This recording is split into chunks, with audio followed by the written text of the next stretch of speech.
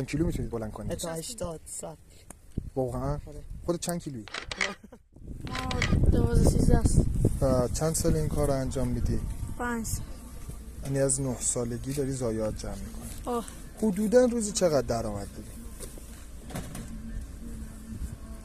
نمیدونم. شما چند سالته؟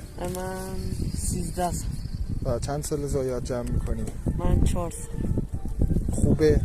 آره خوب که نمیتونم بگم خوبه، میخوام بگم که کار سختیه ولی به اندازه سختیش درآمدم داره. آره و راضی. آره دیگه. شما چند سالته؟ 11 ساله. و این که چند سال ضایعات جمع میکنی؟ 3 ماهه. تو هم راضی از این کار؟ آه. واقعا پولش خوبه؟ تو راضی نیستی از پولش. شما چی؟ من 14 ساله.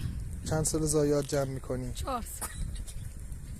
و این که داخل این 4 سال سخت‌ترین جای کارتون کجاست؟ بارمون سنگین میشه. بارمون سنگین میشه. مثلا تو چند کیلو میتونید بلند کنی؟ تا 80 100. واقعا؟ آره. خودت چند کیلویی؟ من 44 کیلو. ولی یه وزنه 80 کیلو تا 100 کیلویی کیسه رو میتونید با خودت حمل کنی. آره. اینا رو چطوری میبرید میرسونید تا حاشیه شهر، تا اونجایی که ازتون میخرن؟ شب آخر شب